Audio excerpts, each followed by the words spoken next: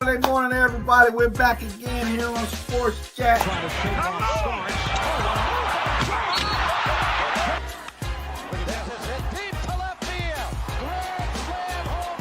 Everyone's always right for an upset in the first round because those teams that they're playing are conference champions.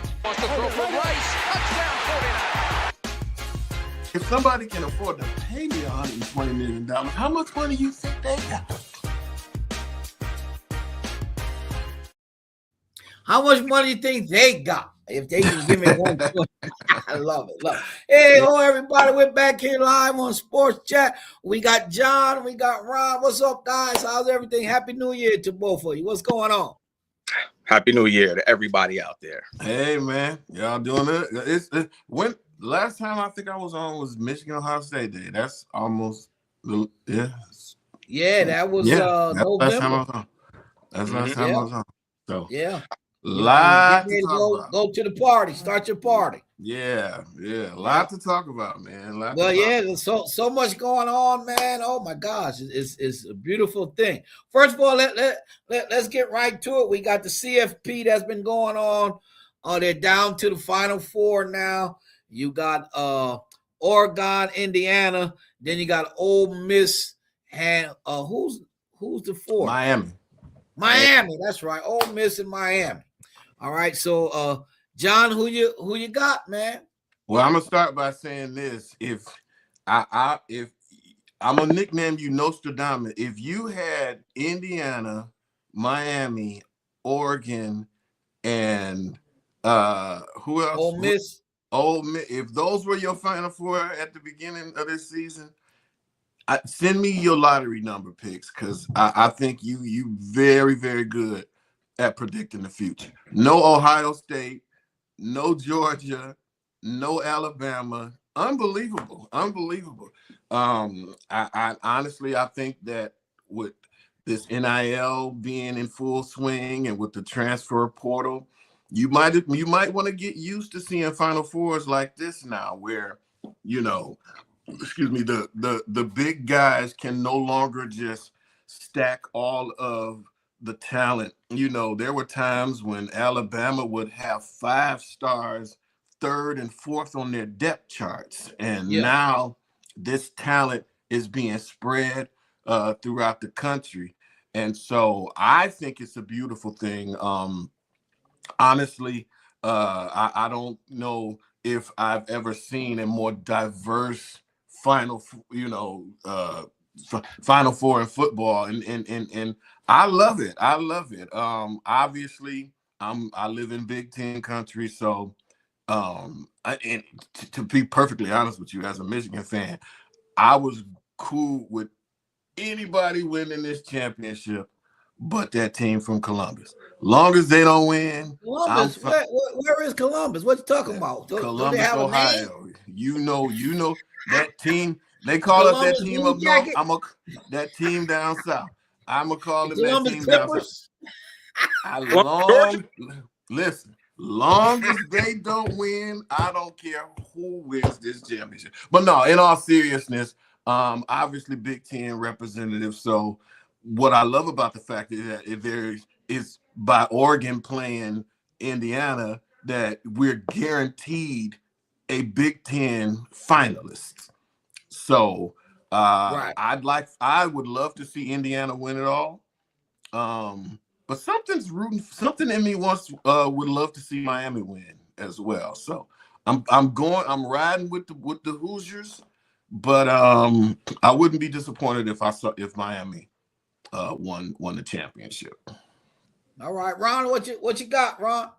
Well, I echo a lot of what John said there. I think the competitive balance has shifted. The NIL has made it possible for the things he mentioned. So no need to rehash that. I think that there's a few things with with the process of the transfer portal that can probably be tweaked a little bit just to protect the integrity of the rosters as you get toward the end of the season, just with the dates and things like that. Yeah. But I mean, the game is still the game once they get in between the lines, right? I mean, we saw some, exciting football, competitive. The Dogs fell short. Their defense was a little light. they had the opportunities, but that's the beauty of college football. I mean, it's always exciting, it's fun. There's a lot of stories and stuff. The quarterback from Ole Miss had a very interesting story. Ferris State, John. Ferris State. Yeah. So it's good to see. It's good to see that. And that's one of the beauties of college football. Whether you root for Michigan or Georgia or Oklahoma or whomever your team may be, the game is always the game, right? Once they start playing. All the financial parts of it and all the, we can debate, the free agency of it all, at another time. But right now it's really just about, enjoying the competitive football and, seeing these kids really in the prime of their life play, at the highest level. It's amazing, man. These guys, man. I watch Indiana. I am so impressed with their coach. I think a lot of times the quality of a coach is underrated to some degree. But I mean, they're so disciplined, well coached. They play, good solid defense. They run the ball. They throw it when they need to. I mean, he's kind of put together everything. They don't make a lot of mistakes, penalties. Like they're just very, very, very well coached. And I also think the thing that's most exciting for me with him is that they're so prepared. I mean, they were so prepared for Alabama, right? I mean, they were like, listen, we spanking them today, and they did. I mean, they came out and spanked them. Like, you know what I mean? Most teams kind of fold up. That's been Indiana though for the last 2 years under Signetti. They come well prepared. Yeah, he's done. They don't make a whole lot of mistakes. Here's the thing. I was online and I seen it was another podcast kind of like us. Mm-hmm. And the guys were saying about stop saying that Indiana is a Cinderella just because they're known as a basketball school, because they do have the resources and the money. Oh yeah, right. Yeah. And so again, the thing is, you got what you put in the mixer, right? It's got to come up as a good product. And so some people hit, some people miss. And right now, and the way they played, building toward the playoff and out into the playoff, winning the way they are, none of that matter. People's opinions about how they got there doesn't matter. Right now, you got to stop. I mean, because the thing I realized coming out of that game the other night with them was, their confidence got to be like up here, because they're like, they say, we see how we just stomped Alabama. Look out. And if they play the way they played against Alabama, where they ran the ball effectively, they had a couple running touchdowns, a couple throws, they played good defense, no penalties. I don't think they had any turnovers. Like, if they play like that, I mean, they're gonna be tough to beat, man. So I wasn't really that impressed with Oregon. I mean, I know they beat Texas Tech and stuff, from the Big 12 and all. Texas Tech played good, solid defense. That game was like the battle of the rich guys, right? Because Texas Tech has a big donor now, and you see them winning other NCAA sports because they've just had a big influx of money. Yeah, they got the money coming in too. Yeah. So they made their first attempt at it, and then obviously the resources that go behind Oregon. But to be honest, if I'm Indiana, I could see them stopping Oregon, beating them just like they did Alabama. To be honest, Oregon is not that dangerous to me. They don't. My thing is with Indiana that I just hope now that they don't get overconfident in the fact that they know they went to Oregon and smacked them. Yeah. Beat Oregon and Oregon, because I always talk about the hard to beat a person twice scenario when it comes to college football anyway. But again, the confidence should be higher. We beat you, but now we're even beating you for more at stake. So it should be interesting there. Yeah. Be a tough road for Oregon. I don't think they're ready for. I mean, because when you play a team early in the season, the teams just get better. They learn and grow. Yeah. So by the time now, I just think Indiana's. They got every gear ship running. They're running on. So we'll see how it all turns out. In terms of Miami and Ole Miss, it's good to have the Canes back in a prominent position in college football. I think the world is kind of like, it's on the right. It's back on the right tip of its axis because. Having them out of it, they're a historic program. They got a long history, and it's fun to kind of have them back, kind of ascending to, where they've always been. The teams in the Southeast, like Miami, the Florida States, I think, they all recruit from the same pool as the SEC, so to speak. So, I mean, they're a Southeastern team. It's just good to get them back. They got a good, solid coach. They also were they were very well prepared. You know what's funny with Miami, Miami is like hilarious to me because all their old guys come back and act like they're still in college, right? You got crazy Michael Irvin, right? You got Ray Lewis. They're on the sidelines. They're jumping around and hooping. They support like that program. Like they're still part of the team. I love it. I love it. They support that program. They do. Yeah. I wish Michigan was more like that. You know, I think. Yeah, again, it's all about the college atmosphere, right there. The rah-rah, the craziness, right? Michael got the belt on the sideline. Listen, I love that stuff too. Listen, man, being young and being, at that time of your life, man, I mean, and being a part of a team like that, if you don't join a frat, your team becomes your frat. I mean, I've been out of college since I don't know. My basketball team still has an alumni game, and I still get invited, right? And so I'm glad they still invite me. You know what I mean? My college team. So I mean, and those guys are still my friends to this day. So you make friends that you carry with you. Lifetime family, and they become family almost. Yeah, my coach. Shout out to Coach Mike Long. He's one of the greatest college basketball coaches in the world. He got like 800 college wins or something ridiculous like that. Well, let me ask you guys this. Yeah, John. What do you think now of? Because I think a lot of times recruiting has become lazy, and understand what I mean when I say this.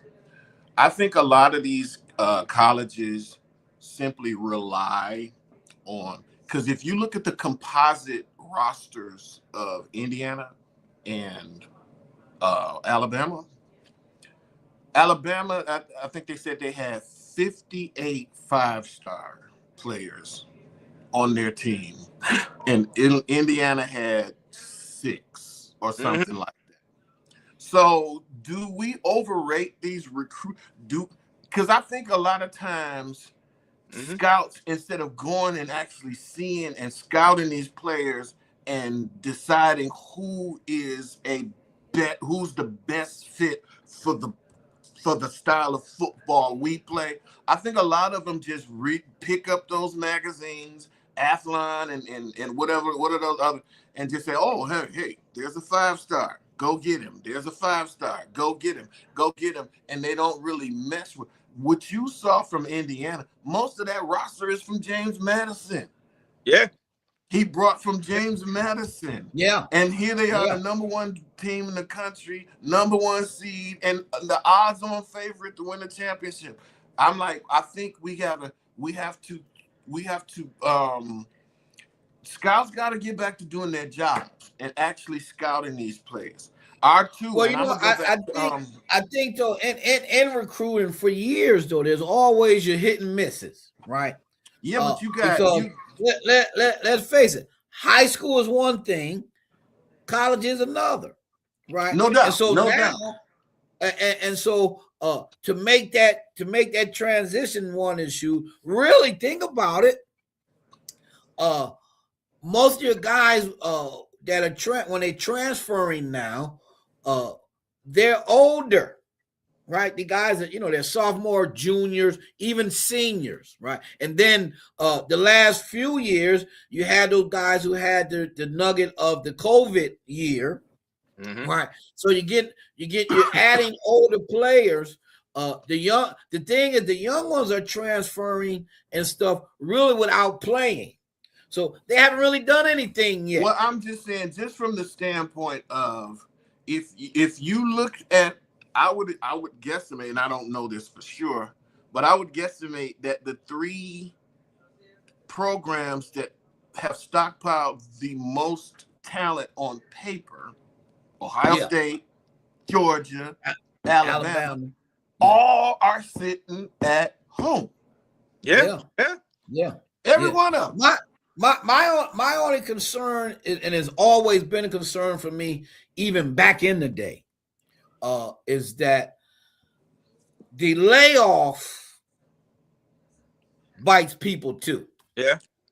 Because you haven't played in almost a month, whereas the other teams start out early playing, so they get their rhythm back, so to speak. Well, that was definitely the case this year with the first round. Like, what's the name? Texas Tech.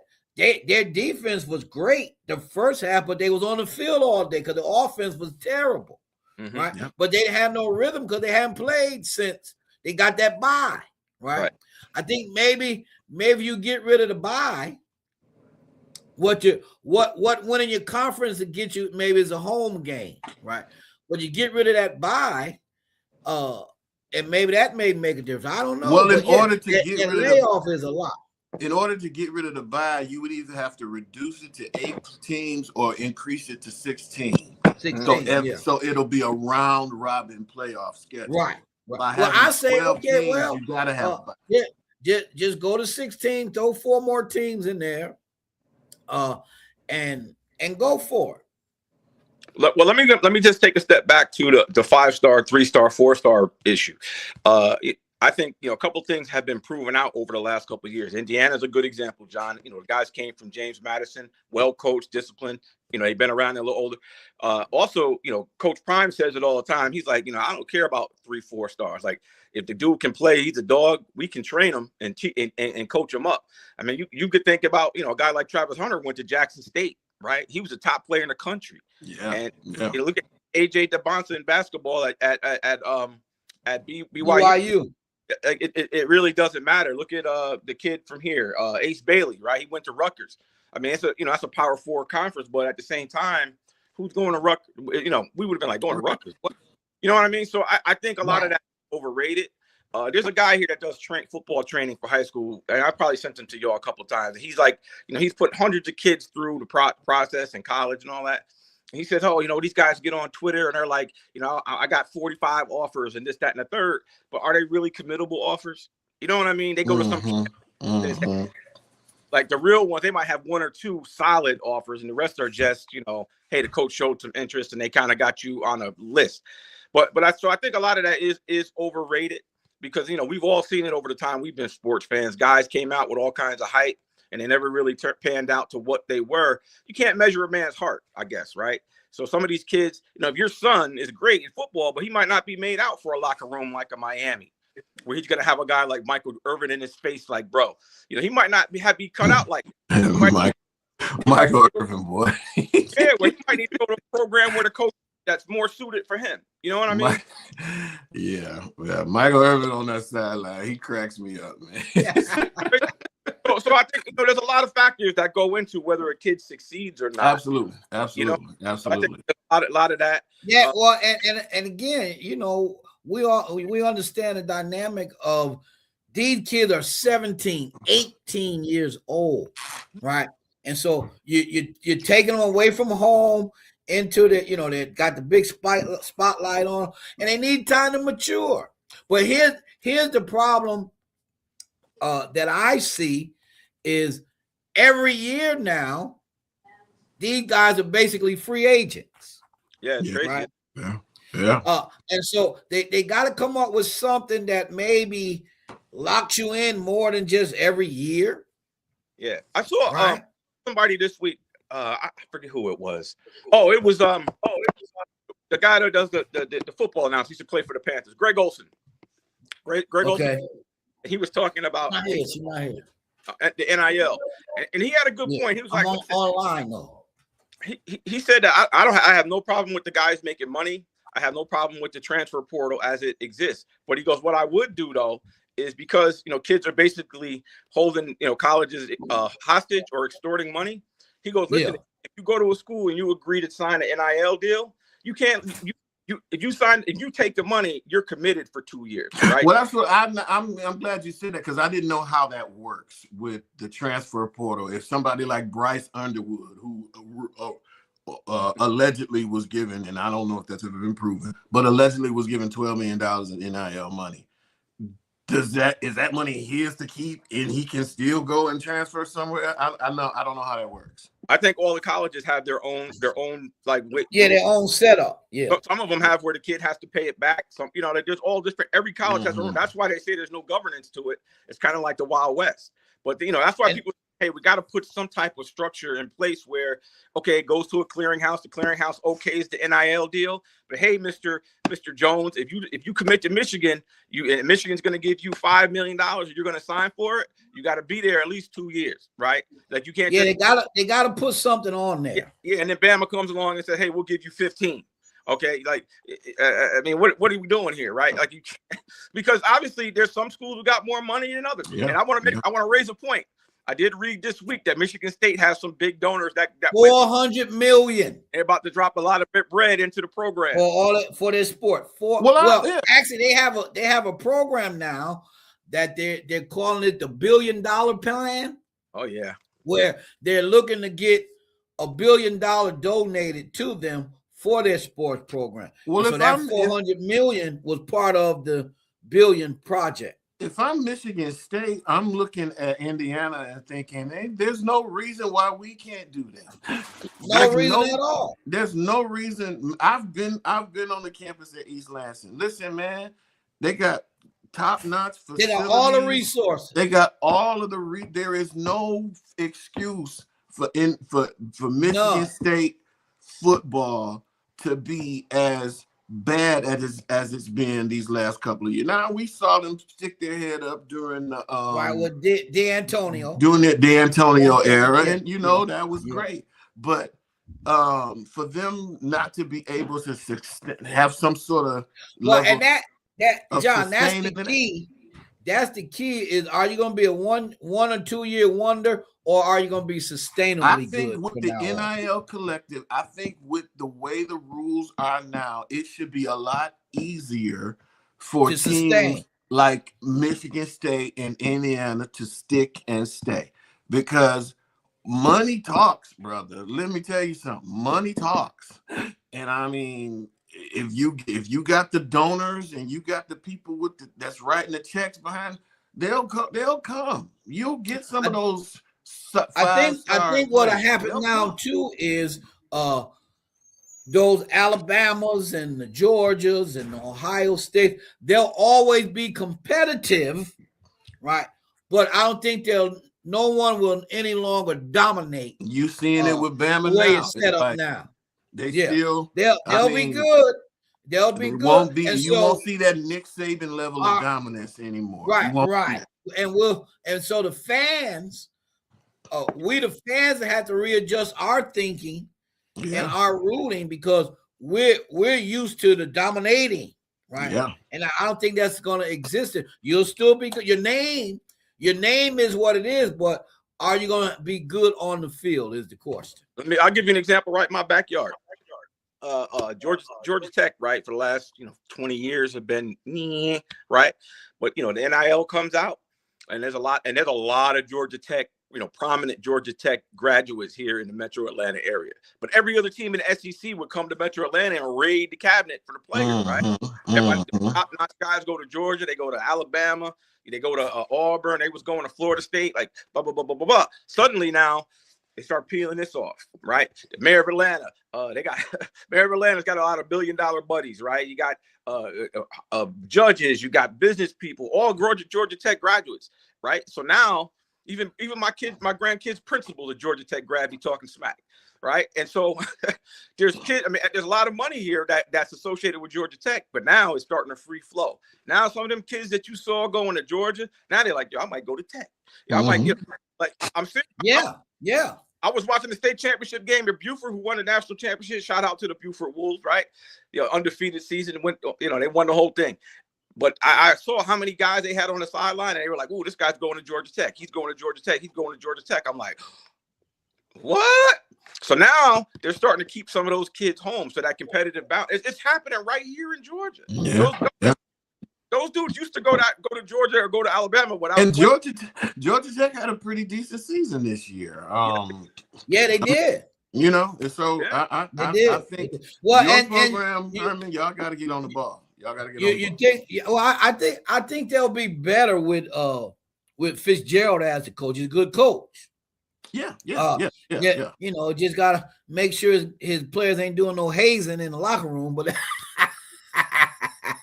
Georgia Tech, but I mean, you think about Fitzgerald was winning at Northwestern. Northwestern, yeah. I mean, he had them competitive, which is amazing, year in and year out at Northwestern, which is amazing. Which always call himself they're the Ivy League of the Midwest, right? Yeah. Academically, they won the Rose Bowl. Academically, it's hard to get in. Hard to get into Northwestern, so he's not getting the athletes he can get at Michigan State at Northwestern, really. Mm-hmm. Right, but now here's the problem, though, because of the porter, who's going to stay around? Yeah. Well, and how do you go in and recruit? You can't make promises, because if you're making promises and you don't fulfill it, I'm out. Listen, East Lansing is a nice place. It's beautiful campus. If I'm looking at if I'm Michigan State fans and alum, I'm looking at Indiana. I'm like, y'all, you are officially on the clock. Y'all, there's no excuse that a team from Bloomington, Indiana, who don't, I mean, I've never been to their campus, but I heard it's not the greatest for football. And I mean, you know, Spartan Stadium holds what, 80,000 or 85,000. 85, you know what I'm saying? It's a legit program. It's like, y'all, I think they can step out of Michigan's shadow. Now, one disadvantage they have is that they recruit in the same areas as three of the biggest brand names in college football. You talk about Ohio State, Michigan, and Notre Dame. But with the way the NIL is going, with the way that you can build a program. No, you had a resource. You had the resources. You can build a not program. only that, you've always been catered to as being like your first option, right? They want the football team to be good. Well, hey, that's part of their process. They have a $1 billion face to their that's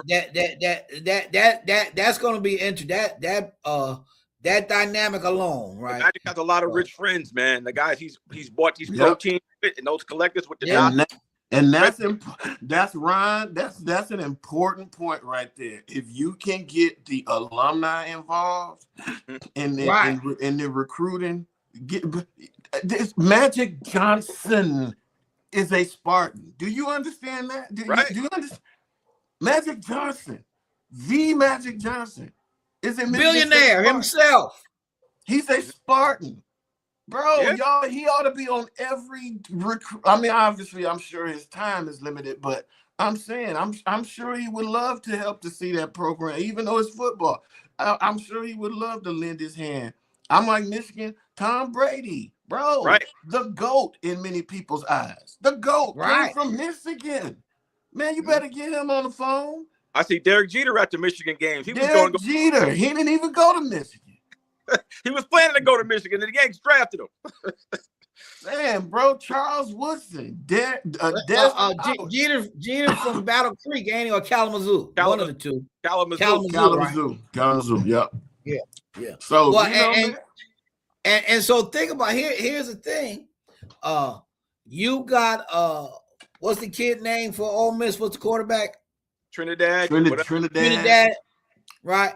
Trinidad is at Ferris State, right? Crazy. I'm like, okay, this kid. He's not at Michigan. He's not at Michigan State. He's from D2 Ferris State. Hey, it transfers into Ole Miss, and he was the backup. He didn't even go there to start. He didn't even come and start right away. Trinidad Chambliss. And look at him. He reminds me, and he's good. That kid's good. He looks like the kid from LSU. That's for the Commanders. Jaden Daniels. I thought. He looks like Jaden Daniels.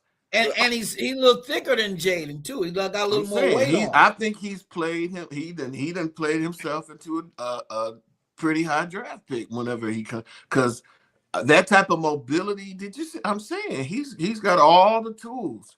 Yeah. He's what I thought Bryce Underwood would be. Listen, and I ain't get up on Bryce yet, but yeah, I can put a bow on the NIL talk right here. I saw an interview with Ed Ogeron the other day, right? Mm-hmm. Yeah. Coach O's always got a good take. And they asked him, Coach, they said, what do you think about the NIL? He says, well, here's the difference. Here's what I think about the NIL. We used to have to bring the bag of money in the back door. Now we can just bring it in the front. It's true, though. I said, hey, man, that is the truth. Now you said that. You said that, Ron. Here's the blanket of it all is that the thing was back then, though, you had to be selective who you would bring the bag to. Yeah, well. Now you don't, right? You can offer it to whoever you want. Well, but that's the thing. And it's and you know, this whole Big Ten SEC battle, who's the best conference, blah, blah, blah. I just find it interesting that once you became legally able to pay college players, right, that the SEC hasn't won a national championship since then. You know what I'm saying? It's coincidence?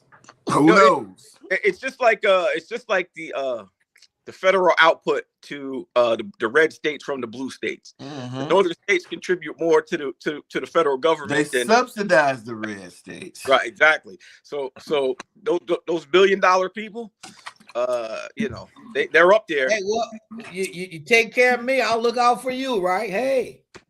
I'm just saying, I just find it very interesting that once you could legally pay players, we're looking at possibly 3 straight Big Ten national champions.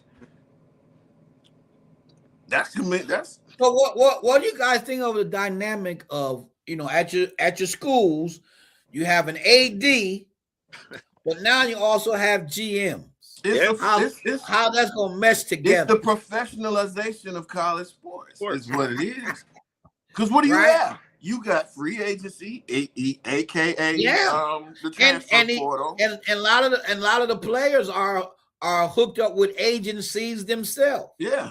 Right. So yeah, I mean, I'm okay with. I do think, and something Ron said earlier, that there should have been a few more guardrails around how these things, how it went about. You know, but the horse is out of the barn now. So out the barn. He's running loose. It's America. That's America. That's America. So we'll see. But yeah, it's. I mean, you know, especially with there's talk of SEC and Big Ten expansion, even more so. I mean, Big Ten, we already got 18 teams. 18 in the Big Ten. It's not the Big Ten anymore. Just the big. Yeah, right. So what you looking at? If this continues, you could be looking in 10 years, like with 2 major conferences. It could be AFC, NFC, basically. Right. It's just, I can't, man. But that's just where we are now, man. That's it's crazy, but that's just where we are now. It's the professionalization of college sports. I know it's crazy because my son is now 26 years old with a wife and a business of his own. And he called me the other night. He's like, yo, Dad, I got 2 years of eligibility left. Listen. Go get some of that NIL money.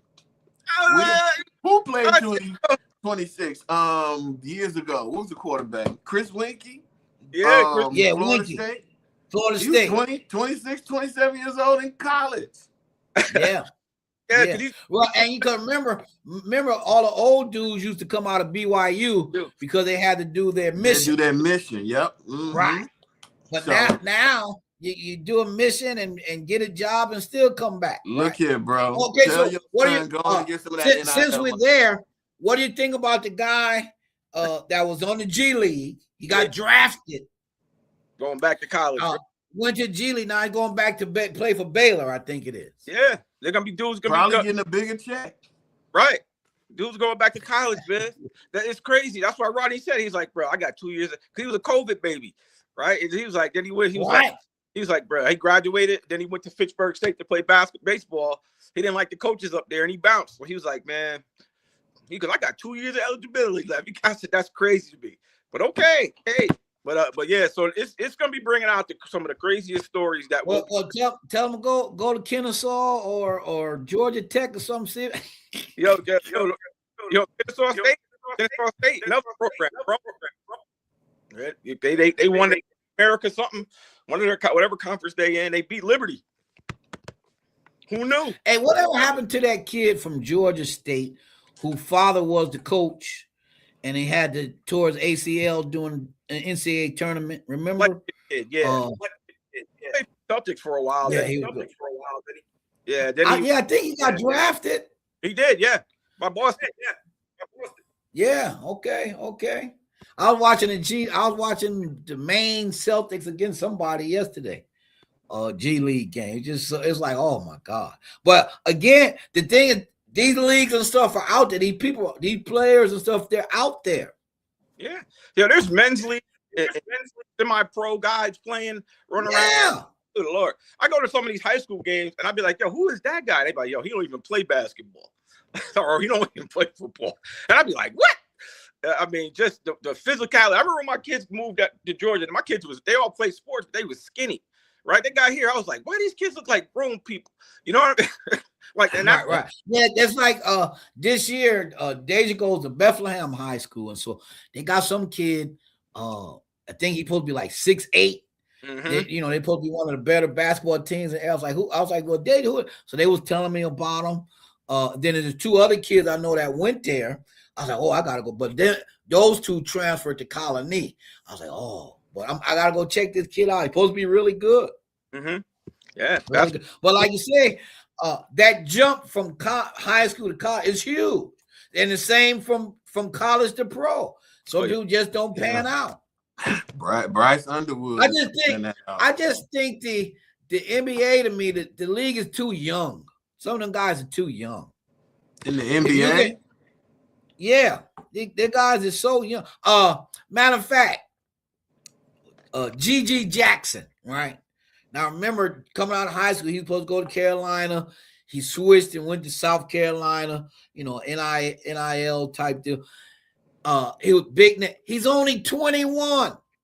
He's on Memphis. He's been like a 2-way guy up and down from their G League to the main squad.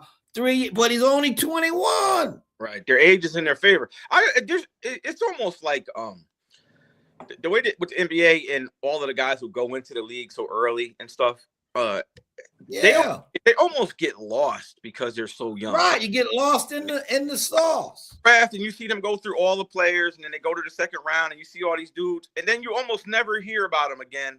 Because they just kind of fall off the radar, and then they don't explode right away. They go back and forth between the G League and like the kid on the Lakers right now, Nick Smith, the guard, right?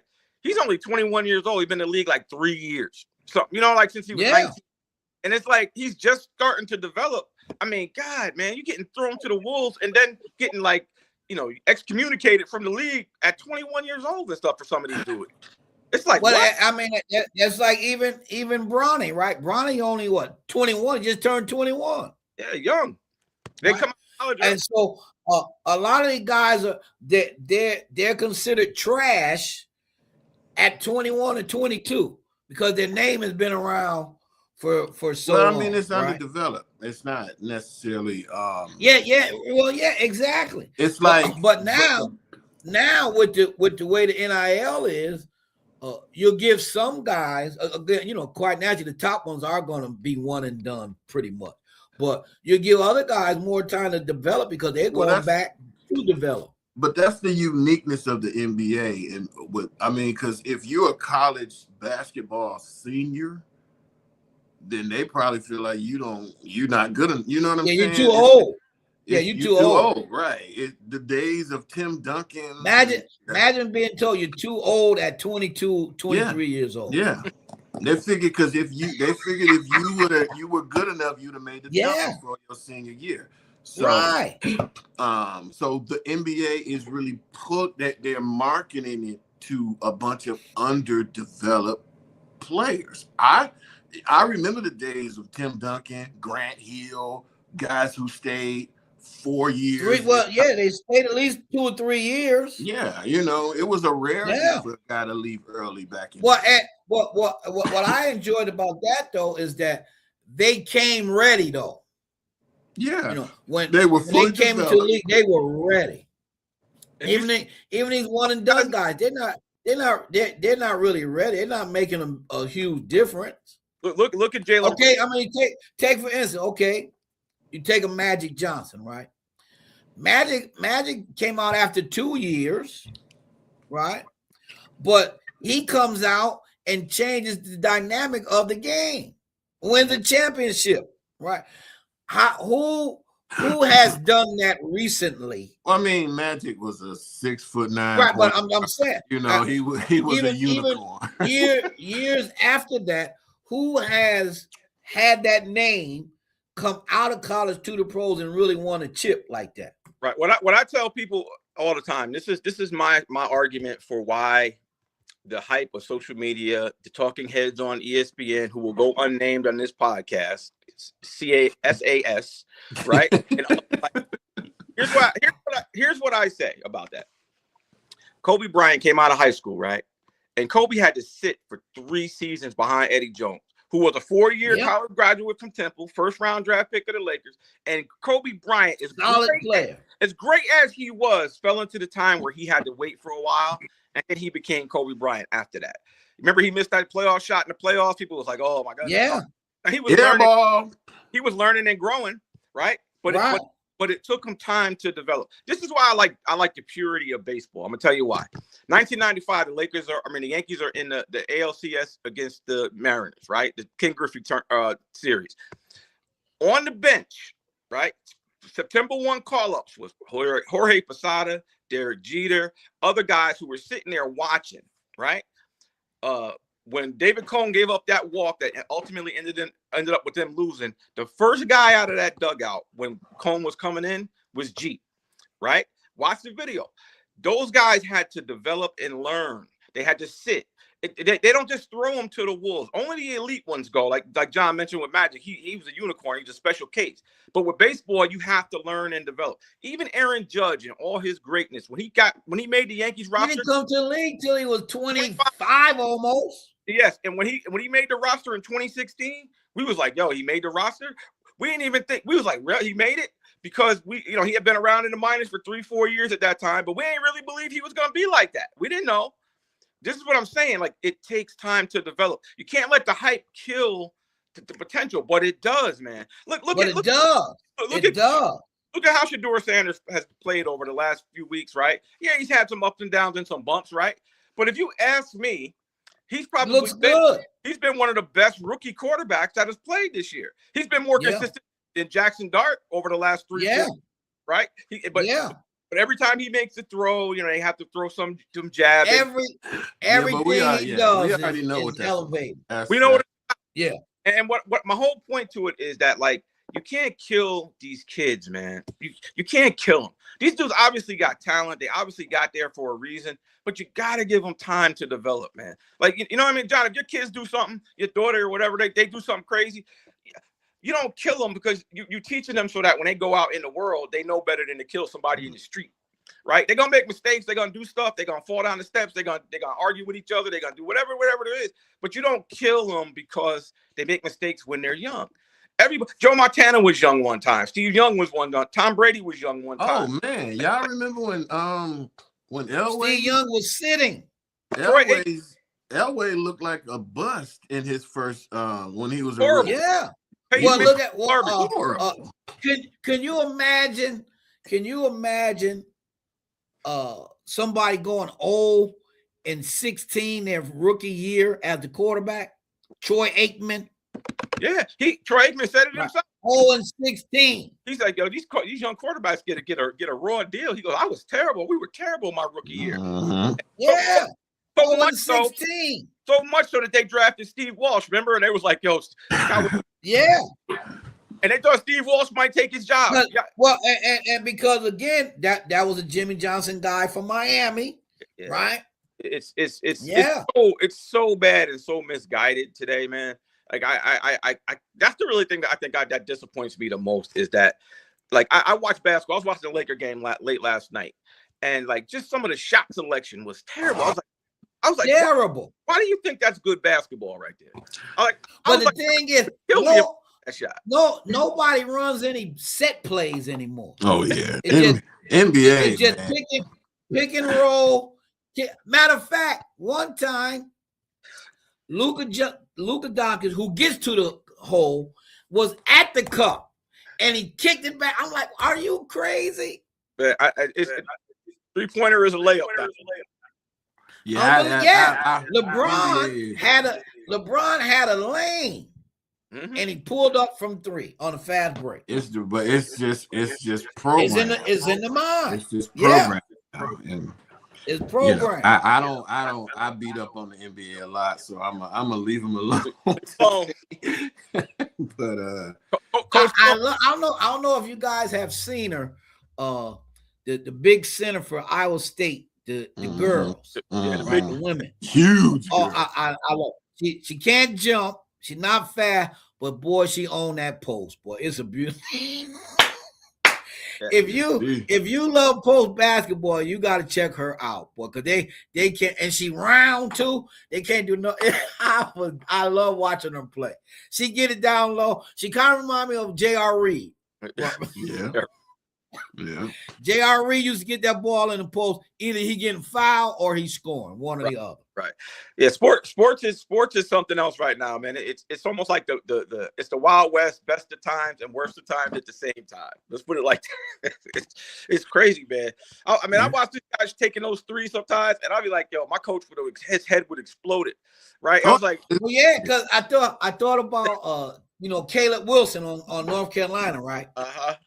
Now, he came down, right, and he went to the hole and he dribbled the ball off his foot out of bounds, right? But he don't come out the game. Dean Smith was coaching. He out the game. He out the game. At least for 30 seconds so he could tell him, get the ball to the guard or whatever. But now they come down, big man come down between them, they trying to break somebody's ankle. Right? I'm like, oh, good. Hey, well, real quick, too, I got one more point on the NBA, then we can move to the next topic. Inside the NBA, which is really one of the greatest shows ever on television, right? But now that it's on ESPN, for some reason, what night is it? Is it on Wednesday, Thursday? I can't tell. They up until Christmas time, they were only doing Wednesday night. They're gonna ruin it. And they said it's already being ruined to me. I don't like it on here. After January, now I guess they're gonna be on a little more often. But I don't know, because what night is ESPN? Wednesday? Yeah,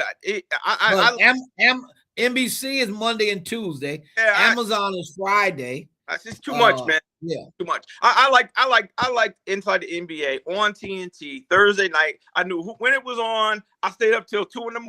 sometimes just to watch. Just to watch them. Yeah. But man, I can't do it, man. I don't know what it is. That dollar, man. That all. What that? Yeah, that dollar. Because even with the TV hookup that we have, we will not tell the folks on the podcast, but it's like it's there, but yeah, it's still scrambled. You know what I mean? It's not the same. It's not the same, bro. I don't like it. I don't like it. Anyway, I'll move on. The money talks. Walt Disney, just put it like that. Yeah, I mean that's typically what happens when you put bean counters and people who are interested in profit as opposed to the sport. Yeah, that's even with the NFL, right? It's that bottom line, bro. That's Christmas game on Netflix, and I'm gonna tell you, what I'll give you. And this is non-sports related. That's the same thing that's happening to this iPhone. I remember back in the days of Steve Jobs when you had innovation on top of innovation, and and it was this new feature and that. Now they're just cookie cutter profit machines. When you put bean instead, and even like saying with the phone is, why go out and buy the latest version when I can download the latest download and have the same option? Yeah, it's like. Ain't no difference between this and the 12, and this is a 16. Right. Until they, and at some point they cut off who's able to get the new download, so. But that's what ruins everything. The profit motive is ruining college football, is ruining the NBA, is ruining technology. Yeah. It's just anytime when the love, and I ain't show me the money.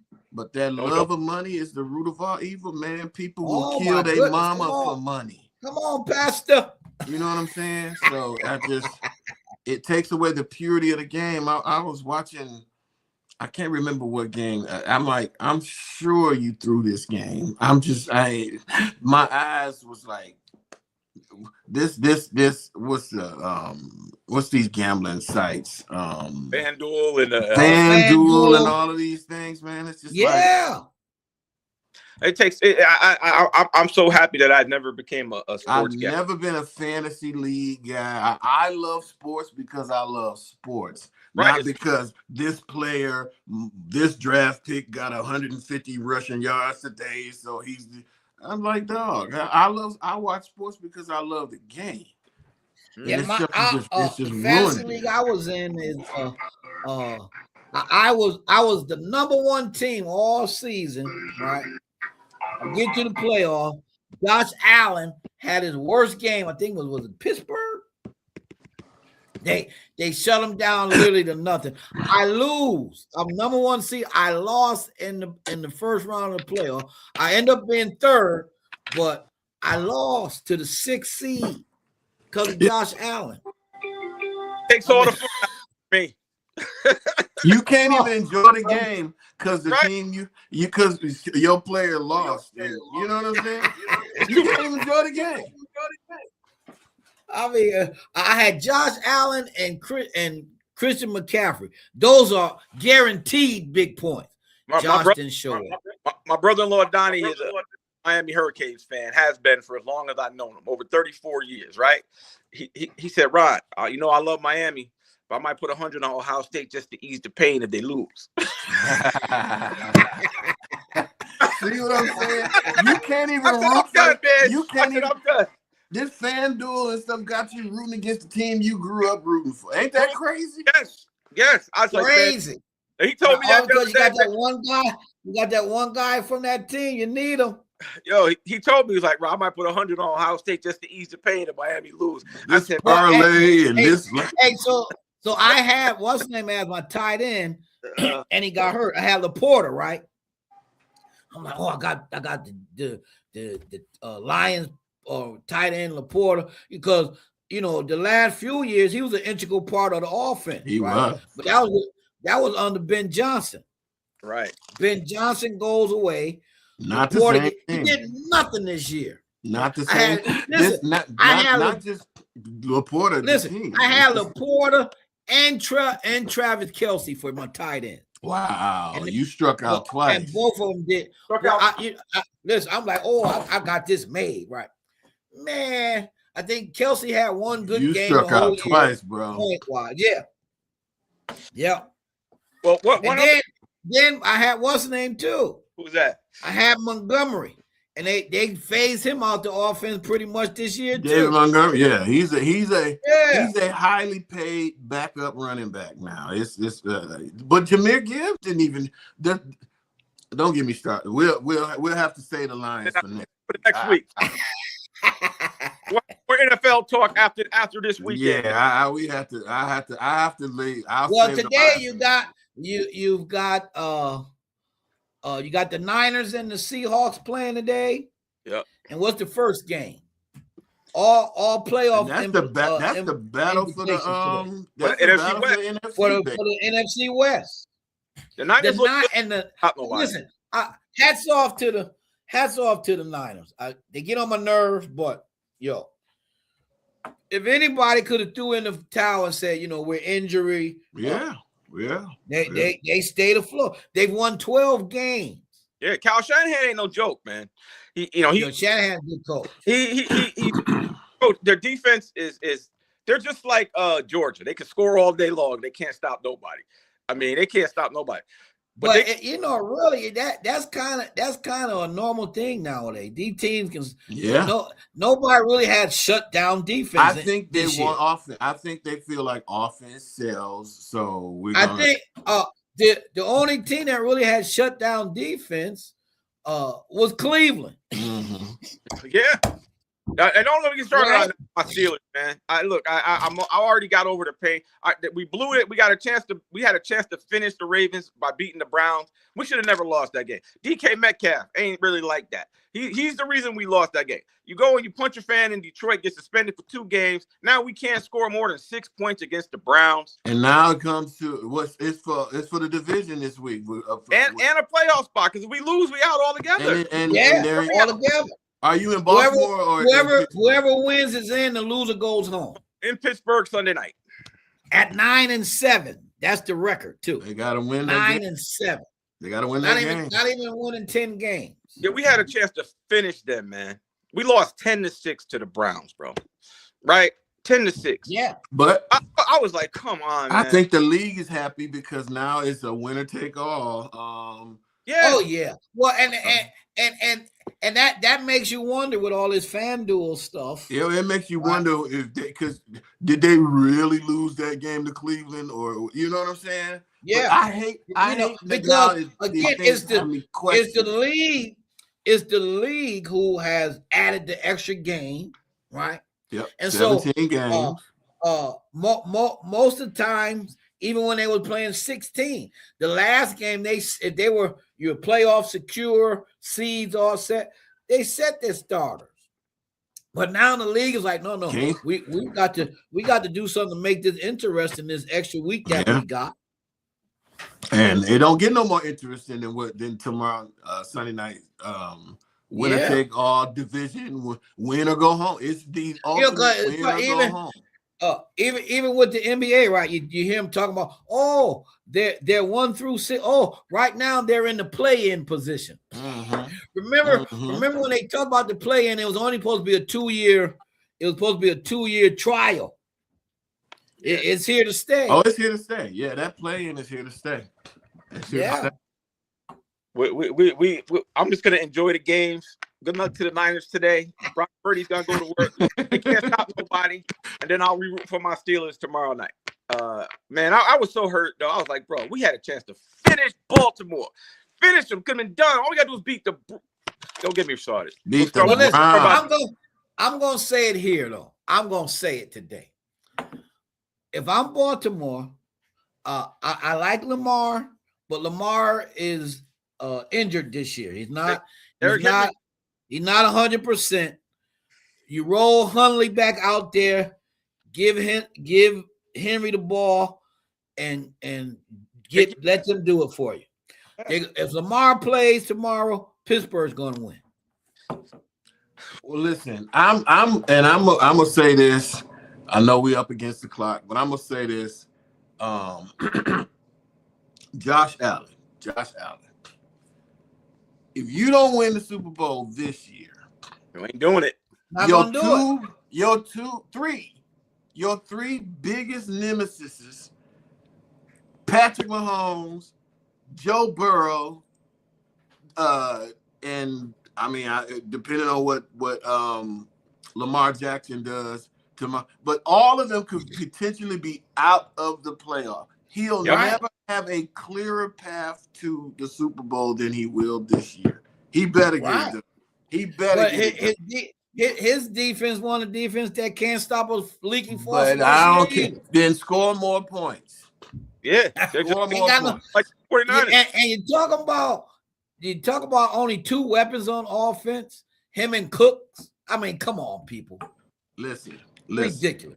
Get it done. Your biggest roadblocks to the Super Bowl have been Patrick Mahomes, Lamar Jackson. Get it done. Yeah. I say this, man. I like the Niners' chances of going to the Super Bowl because they're playing at home. We lost your video. We hear you, but we don't see you. You tap your camera button. Uh-oh. Oh, here we go. Now we ain't got the audio. All right. Yeah. Well, no dead air. But there he is. Yeah, so it is opportunity time. Enjoy your Saturday. Enjoy the games. And we'll see you next week, Lord willing. All right. We love you. I have nothing to play for, but hey, you know. Just enjoy. Go Niners, go Steelers. Hey, are the Tigers still? They still thinking about trading Scoble? I want them. Bro. Yo, if they trade Scoble, y'all ought to raid Detroit downtown. If I'm telling you, if they let that man get out of town, if they let that man, the most dominant pitcher the last 3 years, if they don't sign him, I'm telling you, it's going to be you know what to pay if they don't get this deal done. You know, I'll say this. Last summer, I was looking for. I would keep up with when Scobo was supposed to pitch because that kid was worth watching. Dude, they pulled him in the 6th inning nice. against the Mariners. Ooh. If they would have let him go, look, this is your last game. It's game 7, season on the line. Empty the clip. You pull him after 6 innings? The way he was dealing, his last pitch was 99 miles an hour. It ain't like he was showing signs of slowing down. And we had a 1-point lead. You trust that shaky bullpen instead of score to hold a 1-point lead for 3 innings? Are you kidding me? Yeah. Don't get me started on that. Jesus Christ, don't get me started. Yeah. And you think about it.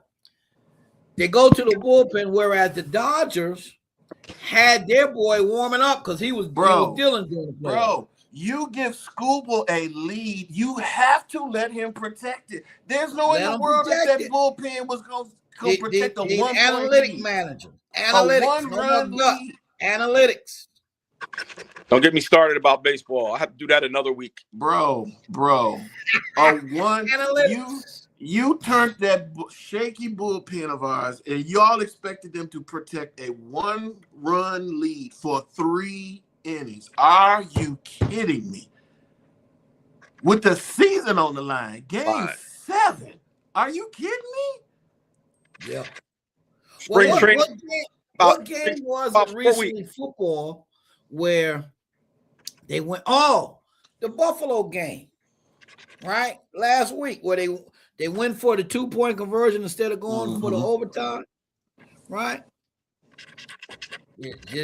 He got Dan Campbell-itis. That's the sense of Dan Campbell-itis. He done started a new trend. Dan Campbell-itis. Campbell-itis. Let's go for it on 4th down. I mean, I'm cool with sometimes, but sometimes I'll be like, Dan, just kick the darn field. He did that against the 49ers the 2 years ago. Yep. I'm like, bro, hit the field goal. Take the point. Yeah. Take the point. Go to overtime. Do something. Mike Tomlin has that. I love Dan Campbell. Mike Tomlin has that problem sometimes too. We'll see what happens, man. All right, well, guys, it's good talking to you again here on Sports Chat. We love you out there. Facebook, YouTube, we love you. We'll see you again on next Saturday. God bless you. Peace. Peace.